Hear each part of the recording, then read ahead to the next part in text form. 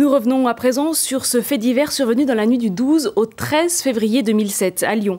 4 jeunes roulent à bord d'une voiture volée. Ils sont pris en chasse par la police et la course-poursuite se termine en une vraie tragédie. Un an plus tard, les familles des victimes mettent en doute la version des policiers. Le point avec Violaine Vermogo et Pierre Lachaud. Elle s'appelait Tina, elle avait 17 ans et demi. Depuis un an, sa mère cherche à comprendre comment sa fille est morte ce soir-là. Elle s'est constitué son propre dossier pour y voir plus clair. On ne sait pas les conditions dans lesquelles elle est morte. On ne sait pas. Elle était dans le coffre, elle était dans le moteur, elle était sur le toit, elle était sous la voie. On ne sait plus. Voilà. J'ai 40 versions. Moi, ce que je veux, c'est simplement la vraie version, la vérité. À l'époque, l'affaire avait été classée sans suite par le procureur.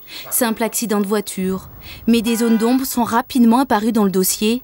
Par exemple, dans quelles circonstances les policiers ont pris en chasse les 4 jeunes à bord de la voiture volée? Combien de voitures de police y avait-il? D'après les caméras de surveillance, 3 voitures et non pas une seule sont impliquées. Autre élément troublant, le sort du véhicule accidenté. Ce véhicule dont on peut suspecter qu'il a été heurté par les services de police. Hypothèse, mais questions auxquelles il faut absolument répondre.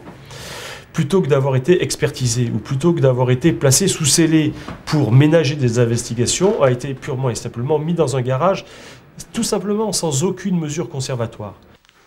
L'enquête progresse doucement. La police des polices a été saisie pour évaluer l'éventuelle responsabilité des policiers dans cet accident dramatique.